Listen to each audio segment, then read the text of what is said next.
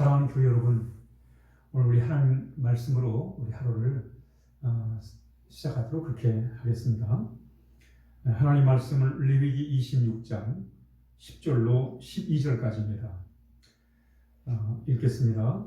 너희는 오래 두었던 묵은 곡식을 먹다가 새 곡식으로 말미암아 묵은 곡식을 치우게 될 것이며 내가 내 장막을 너희 중에 세우리니 내 마음이 너희를 싫어하지 아니할 것이며 나는 너희 중에 행하여 너희의 하나님이 되고 너희는 내 백성이 될 것이니라.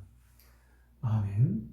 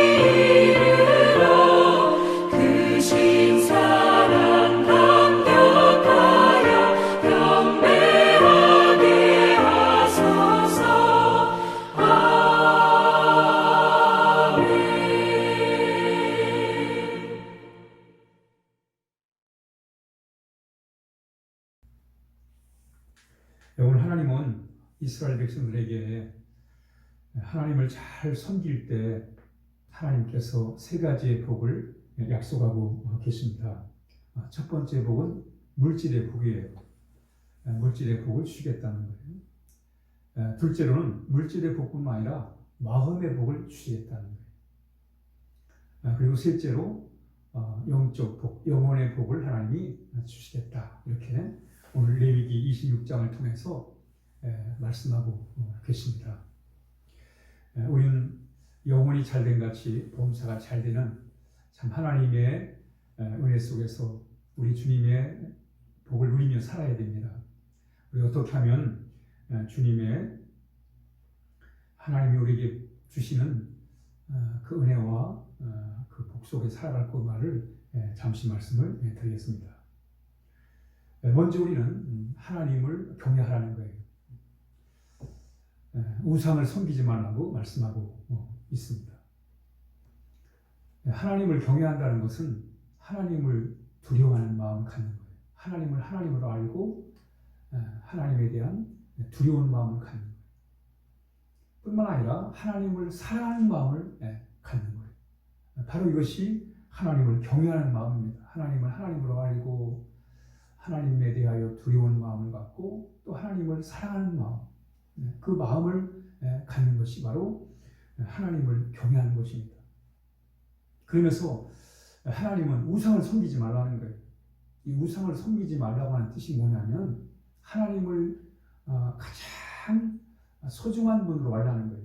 가장 존귀한 분으로 생각을 하는 최고의 가치로 절대자로 이렇게 생각을 하는 거예요. 이 세상에는 하나님을 대신할 수 있는 것이 있으면 안 된다는 거예요. 예를 들어 하나님보다 돈이 더 좋다? 그럼 하나님을 경외하는 게 아니에요. 진심으로 경외하는 게 아니에요. 하나님을 사랑하는 게 아니에요. 돈보다 하나님을 더 소중하게 여기는 거예요. 권력, 세상의 인기, 세상에서 우리가 좋아하는 것들, 그것이 하나님을 대신할 수 있으면 안 된다는 거예요. 하나님을 대신할 수 있는 것들이 생기면 그게 바로 우상이에요. 그러므로 이 세상에 그 어느 것도 대신할 수 없는 분이 바로 하나님이시다라는 바로 그런 그것이 바로 하나님을 경외하는 것이고 하나님을 사랑하는 것입니다. 한마디로 말하면 하나님으로 만족하는 거예요. 돈보다도 하나님을 더 만족하는 거예요. 세상의 권력이나 인기와 명예보다도 하나님으로 더 만족을 하는 거예요. 그게 바로 하나님을 경외하는 것이고 바로 그 하나님을 섬기는 자의 모습입니다. 그러면서 우리가 실질적으로 하나님을 우리가 섬긴다는 것은 하나님을 의지하는 거예요. 우리가 늘 마음으로 하나님을 의지하는 거예요. 여러분, 우리는 눈에 보이는 것들 때문에, 귀에 들리는 것들 때문에 염려하고 걱정할 때가 많습니다. 앞으로 어떻게 하지? 이런 어려움 앞에서, 이런 문제 앞에서 내가 어떻게 하지? 우리는 걱정할 수밖에 없습니다. 그러나 우리는 하나님을 의지하는 거예요. 하나님이 이 문제를 해결해 주실 거야. 하나님이 이 어려움은 지나가게 해주실 거야. 하나님을 마음으로 의지할 때 하나님 우리의 마음에 평안을 주시고 은혜를 베풀어 주시는 것입니다. 그게 바로 하나님을 믿는 거예요. 하나님을 섬기는 거예요. 또 하나님을 믿는다는 게 뭐냐면 하나님을 경외한다는 것은 하나님 말씀에 순종하는 거예요. 여러분, 우리가 말씀에 순종하지 않으면 우리 믿음의 사람으로 성장할 수가 없어요. 성숙할 수가 없습니다. 우리가 늘 말씀 안에서 하나님과 교제하고 말씀을 통해서 우리가 늘 새로운 마음을 갖고 우리의 삶이 말씀을 통해 변화받을 때 우리는 하나님의 자녀로 우리가 온전하여져 나가는 것입니다. 그러기 위해서 우리가 늘 말씀에 순종해야 돼요. 말씀에 순종할 때 우리는 하나님과 더 깊은 교제를 나눌 수가 있습니다. 오늘 레위기 26장 초반에 이렇게 하나님을 경외하라는, 하나님을 하나님으로 알고 하나님을 두려워할 줄 알고 하나님을 사랑할 줄 알고 또 하나님을 그 어느 것보다도 최고로 하나님을 알고 또 하나님으로만 만족하고 그리고 하나님을 의지하고 하나님 말씀에 순종할 때 하나님이 세 가지의 복을 약속을 하십니다. 첫 번째 복이 물질의 복이에요. 오늘 레위기 26장 4절 5절을 한번 제가 읽어보겠습니다. 내가 너희에게 철을 따라 비를 주리니 땅은 그 산물을 내고 밭의 나무는 열매를 맺으리라. 너의 타작은 포도 딸 때까지 미치며 너희의 포도 따는 것은 파종할 때까지 미치리니 너희가 음식을 배불리 먹고 너희의 땅에 안전하게 거주할 것이다. 이렇게 말씀합니다. 하나님께서 당시 농경사회에서 가장 중요한 게 비가 오는 겁니다. 적당한 때 비가 와야 돼. 그래야 농사를 지을 수 있고 농사를 통해서 이렇게 살아갈 수가 있습니다. 하나님이 적당한 때에 비를 주시겠다는 거예요. 그리고 풍성한 열매를 하나님께서 맺도록 해 주시겠다는 거예요. 그리고 풍성한 열매를 하나님이 주시겠다는 거예요. 모든 나무가 열매를 맺는데 너의 타작은 포도 딸 때까지. 그러니까 보리 농사를 지어서 보리 타작을 하는데 포도 딸 때까지 그 타작을 하는 거예요. 얼마나 풍성해요. 또 포도 딸 때까지는 마치 그 파종할 때까지 계속 한다는 거예요. 그러니까 하나님의 그 풍성함이 끝이 없는 거예요.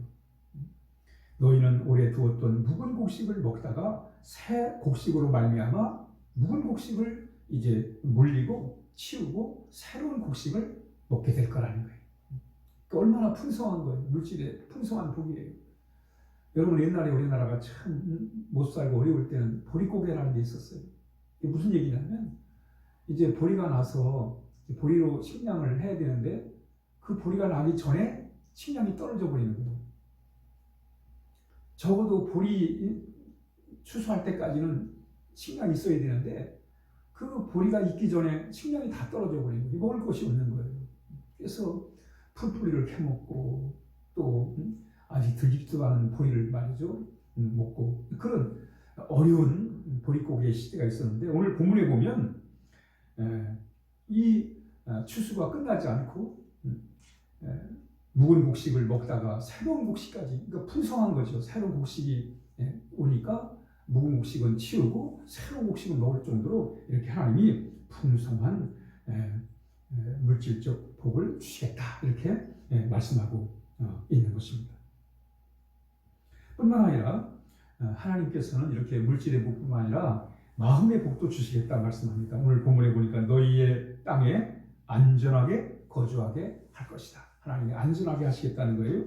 또 레위기 26장 6절로 8절에서 내가 그 땅에 평화를 줄 것인즉 너희가 누울 때 두렵게 할 자가 없을 것이며 내가 사람은 짐승을 그 땅에서 제할 것이고 칼이 너희의 땅에 두루 행하지 아니할 것이며 너희의 원수들을 쫓으리니 그들이 너희 앞에서 칼에 엎드려 질 거라 하면서 하나님께서 안전하게 해주시겠다는 거예요. 마음의 복을 주시겠다는 거예요. 여러분, 우리가 물질의 복도 중요하지만 정말 중요한 것 중에 하나가 마음의 복입니다. 마음의 복을 받아야 물질의 복을 누릴 수가 있는 거예요. 여러분, 아무리 많은 물질을 갖고 있어도 늘 마음이 염려와 걱정과 근심으로 불안함으로 있어 보세요. 그 물질이 소용이 없는 거예요.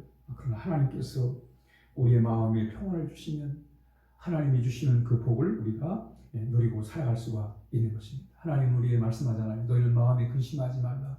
하나님을 믿으니 또 나를 믿으라. 여러분, 우리가 하나님을 잘 섬길 때 하나님이 마음의 복도 주시는 거예요. 마지막으로 하나님은 영적인 복을 주시겠다는 거예요. 영적인 복이 뭐예요? 레위기 26장 11절 13절 보니까 내가 내 성막을 너희 중에 세우리니 내 마음이 너희를 싫어하지 아니할 것이며 나는 너희 중에 행하여 너희와 너희의 하나님이 되고 너희는 내 백성이 될 거다.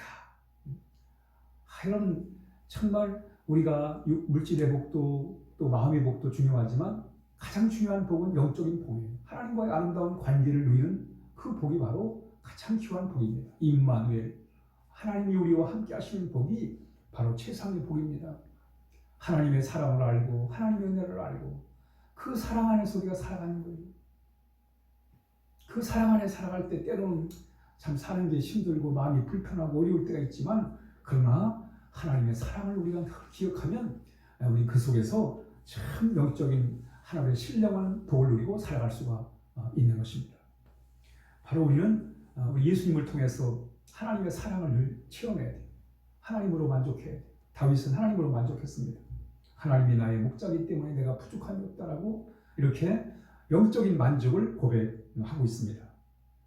우리 하나님의 은혜와 사랑 가운데 고백. 우리 하나님 우리를 그렇게 사랑하는 거예요. 존 올트버그가 쓴 Love Beyond Reason이라는 이성을 뛰어넘는 사랑이라는 그런 책이 있는데 이 책의 내용을 보면 한 젊은 왕이 있었어요. 왕이 이제 시골길을 걷다가 아주 예쁜 시골 처녀를 만나게 돼요. 마음이 너무 들었어요. 저 처녀를 왕비로 맡고 싶어요. 결혼하고 싶었어요. 그래서 그 얘기 신하들한테 하니까 신하들이 그 쉽습니다. 당신 왕이잖아요. 야, 당신이 저 처녀를 왕비로 삼으면 됩니다. 이렇게 얘기를 해요. 그랬더니 이 왕이 하는 말이 내가 가압적으로 그런 사랑을 하고 싶지 않다. 강제적인 사랑을 하고 싶지 않다. 이렇게 얘기를 해요.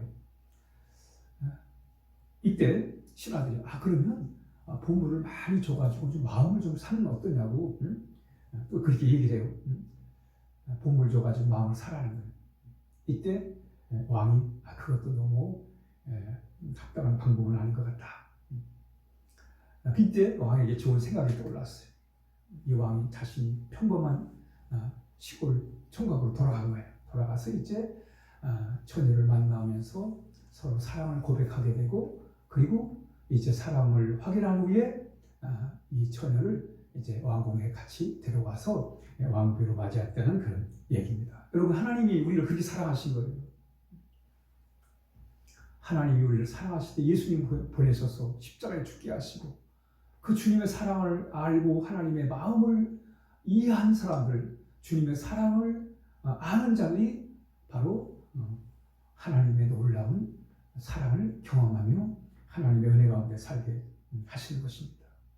오늘 하루도 우리가 하나님을 잘 섬김으로 물질의 복과 마음의 복과 영적인 복으로 충만한 하루를 살아야 하겠습니다. 기도하겠습니다. 하나님 아버지, 감사합니다. 이렇게 하나님의 자녀 삼아주시고 하나님의 말씀을 따라 하나님의 인도를 받고 살아갈 수 있도록 해주셔서 감사합니다. 오늘 하루도 하나님을 잘 섬기게 해주시고, 그래서 이 어려울 때 물질의 복과 마음의 복과 영혼의 복을 받아서 하나님 나라 백성으로 살아갈 수 있도록 인도하여 주옵소서. 우리 교우들을 지켜주시고 하나님의 복을 받고 살아가는 우리 모든 성도들 다 되게 하옵소서. 예수님의 이름으로 기도하옵나이다. 아멘.